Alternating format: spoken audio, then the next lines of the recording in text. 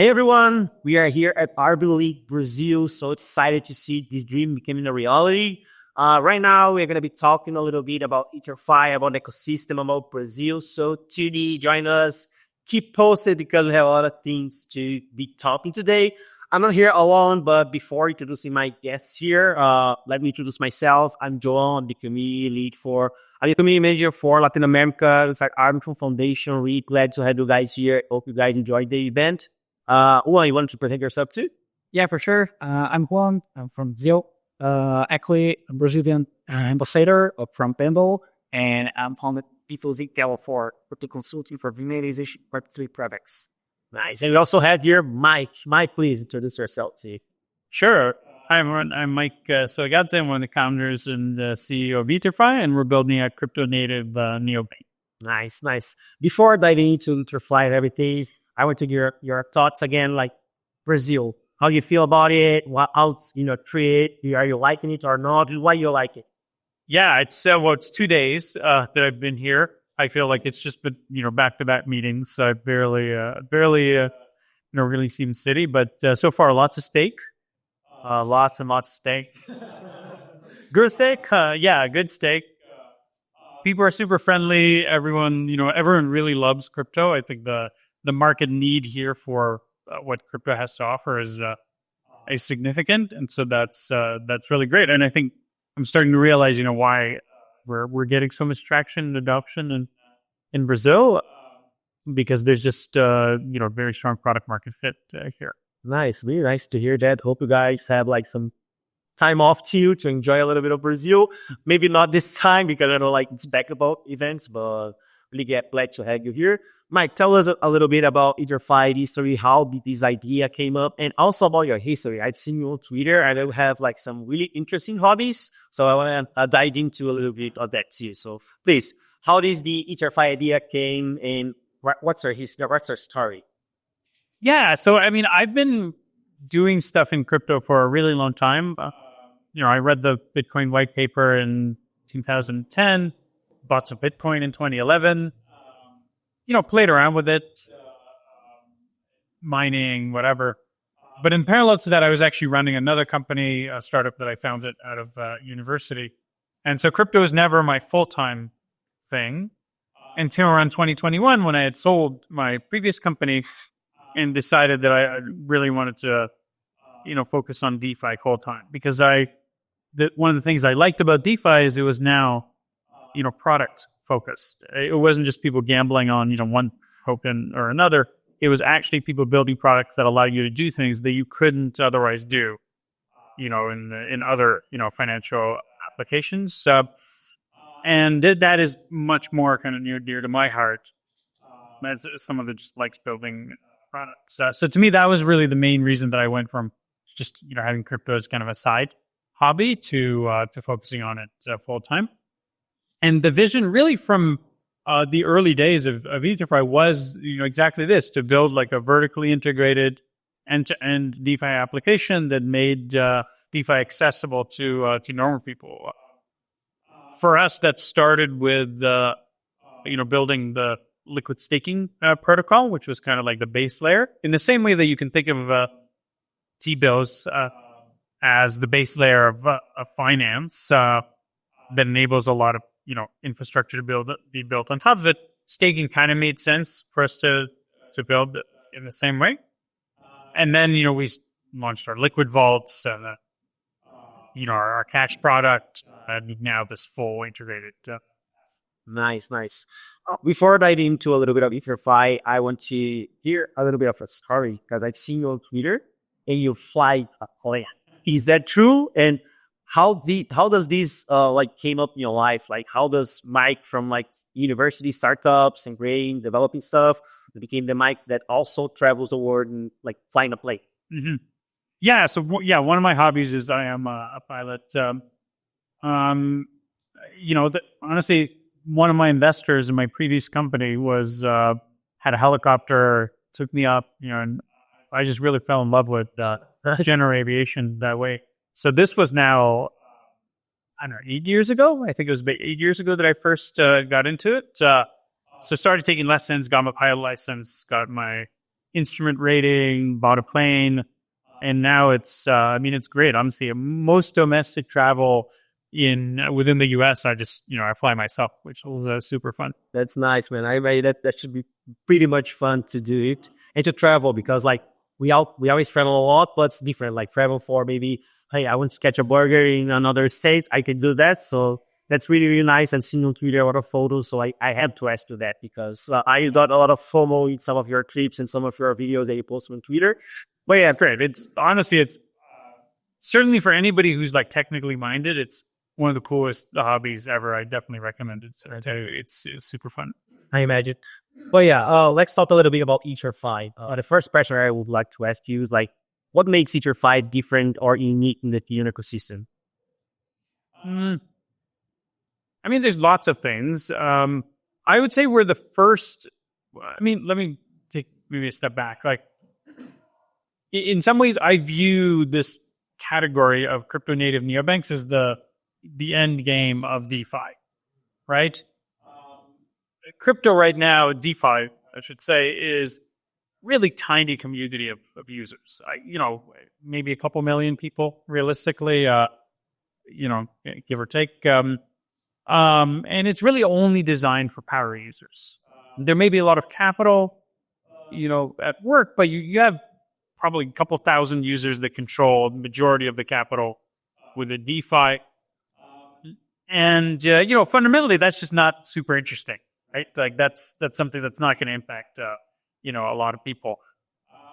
The end game of DeFi is when it really just becomes the foundation and the tooling that powers actual day-to-day finance. And so, what does that look like? Well, it looks like reimagining, what traditional financial services institutions look like, but built on DeFi rails. And, that's basically what a crypto Euromake is. I think we were the first complete version of that.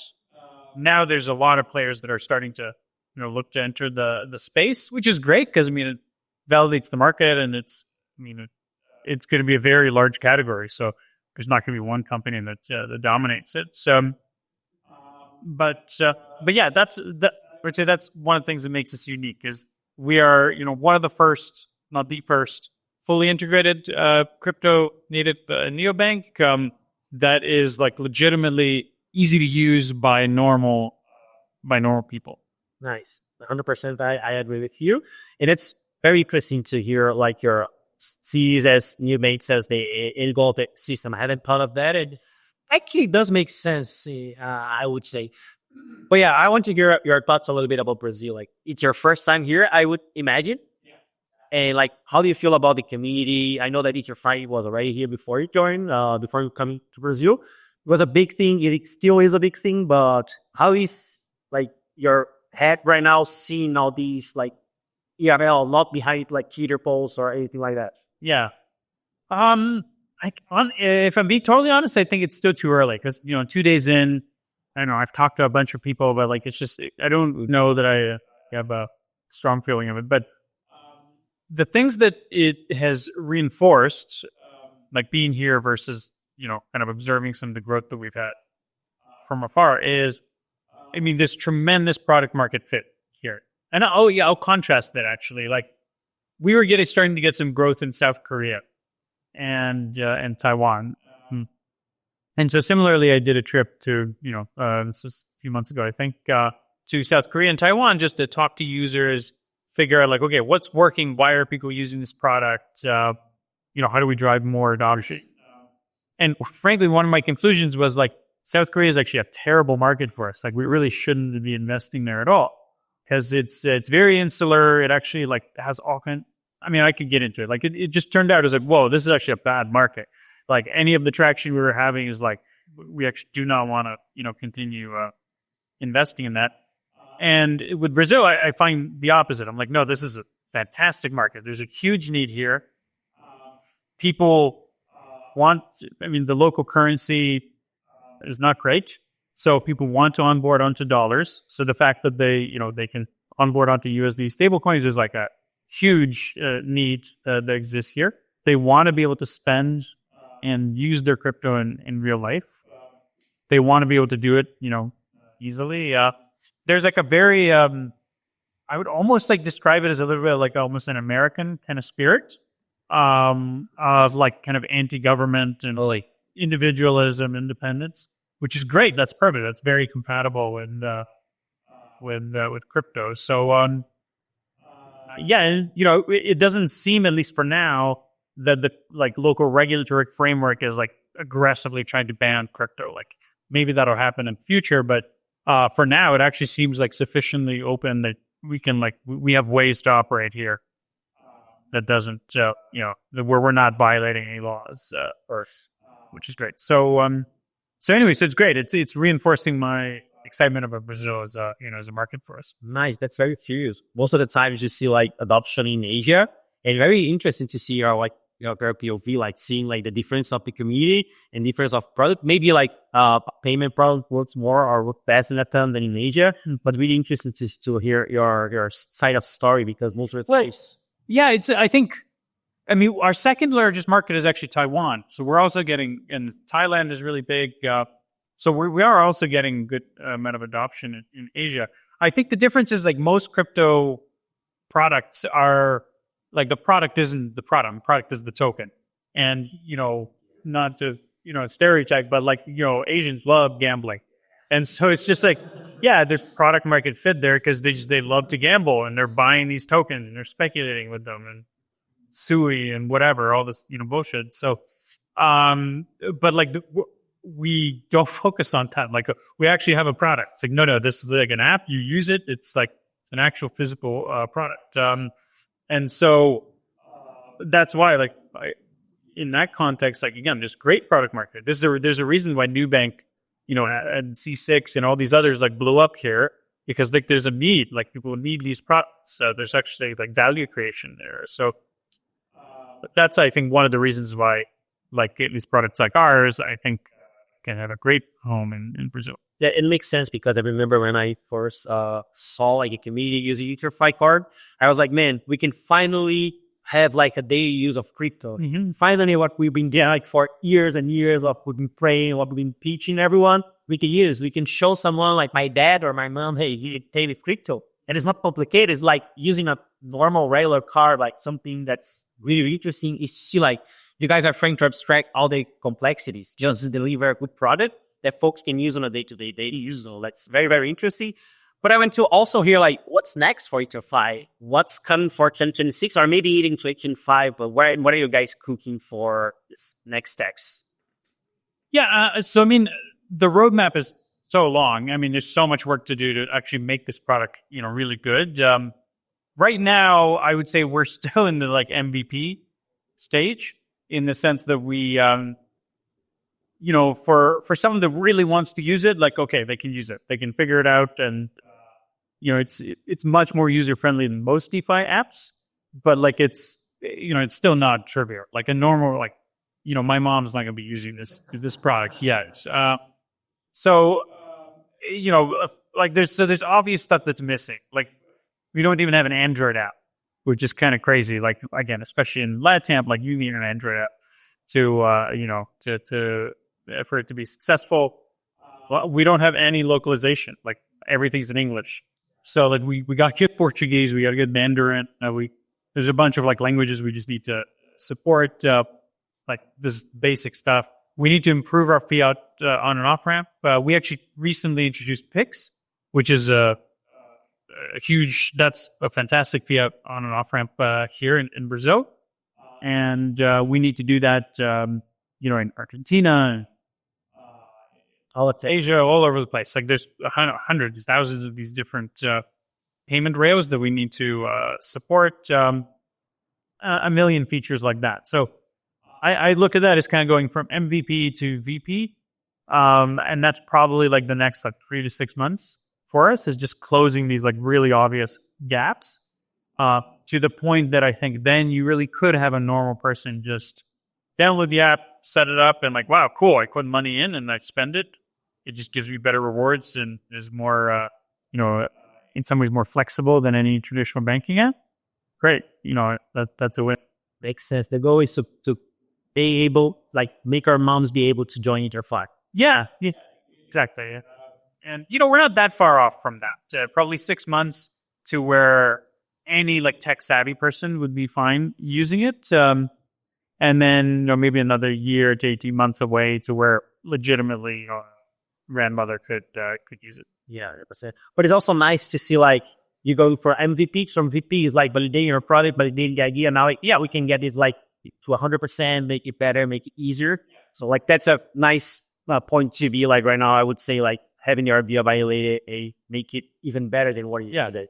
Yeah, I mean, right now traction has been decent. I would say we're by far the largest self-custodial crypto neobank that's out there.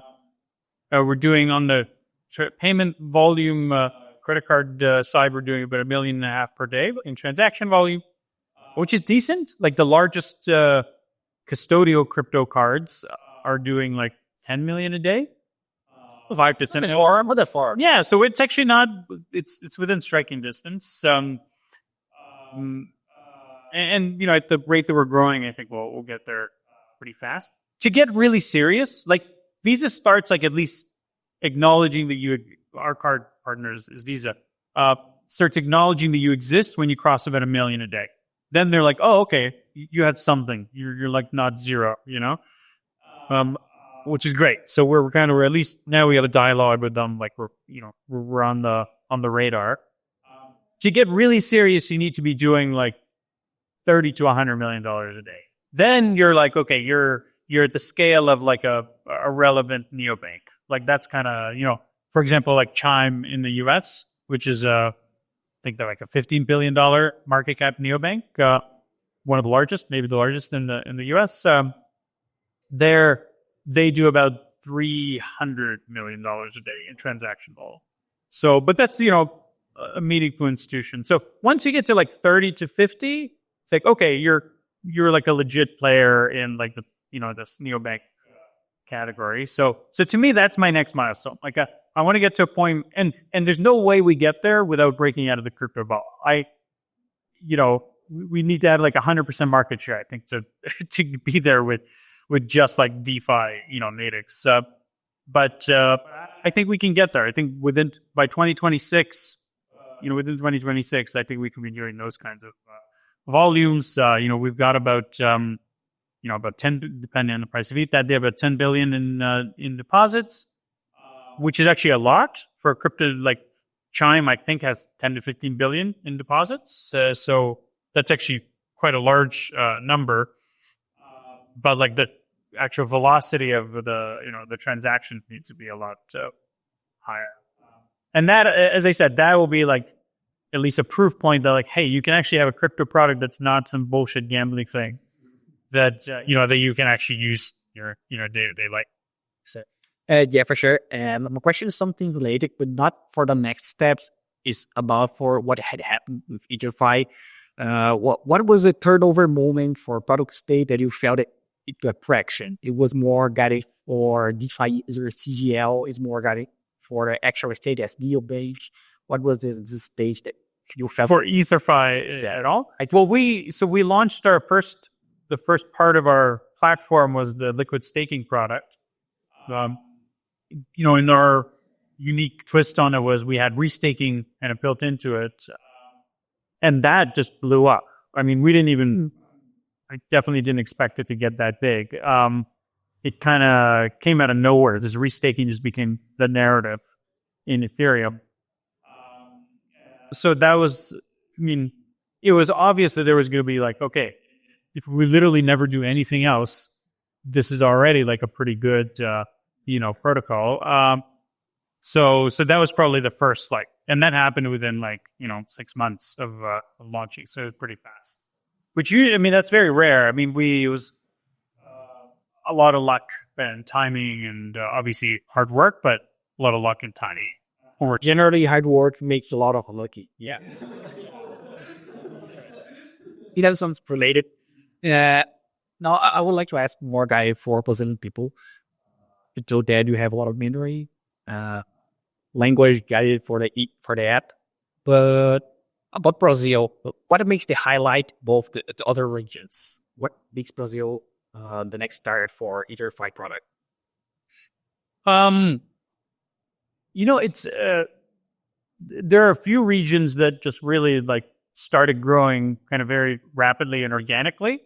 I honestly don't know how much of it is just random chance. It's probably a combination of just it randomly worked out, and good product market fit. Like there needs to be product market fit, obviously, but like in Brazil, there happened to be a couple of like influencers that have a big audience that tried the product, liked it, and started talking about it, on their platforms, and it just like spread. It's the same thing that happened in Taiwan for us, where a couple of people just started talking about it, and people started, write blog posts, posting, and social media, and it just like spread, virally, and it's just still growing. We will get 500 users a day, in Taiwan, just every day, like organically, without us doing any direct marketing. So same thing happened in Brazil. Now so for example, like Argentina, we have like no traction, and it's just weird. It's like, well, but it's similar kind of market. Like frankly, currency wise, they probably have a stronger need there. Crypto adoption is great in Argentina. So, I don't have a good answer. I'm like, well, why did Brazil like really start growing, but Argentina didn't? I don't know. That maybe it really is just like we just got lucky that there's a couple of influencers that just picked it up. The neobank offer, like the sort of integrated offer, is only a few months old, so we're still figuring it out. I don't really. One of the reasons I'm here is just trying to figure out, okay, well, why is it working? Like, what can we do to make it work even better? Nice. That's really nice to hear. And yeah, at the end, crypto is all about experimentation. So really glad to have you here talking with folks. I hope you learned a lot about the scale, the answers, about the community. And for our last question, I would like to ask you, Mike, like, what message would like to share with the Brazilian crypto community about EtherFi and about its future? Yeah, look, all I'll say is to try it out and let us know what you think. Go to ether.fi. You can download the app on iOS, sign up. It takes a couple minutes. You can then use your crypto in real life. And I'm always open to feedback if people want to message me. People DM me on Twitter all the time using me as tech support, and that's great. Someone has to do it, right? Nice, Mike. Thank you so much for being here, my friend. Thank you so much for being here too. Really glad to have you in Brazil. Hope you enjoy some time to take some time to rest, because I know EtherFi like always evolving a lot of things shipping. So thank you, Mike. Thank you, Juan, and thanks everyone for hearing us. If you guys would like to know more about EtherFi, don't forget to learn more about them. We are seeing a lot of good things happening, and yeah, thank you so much everyone for joining us today.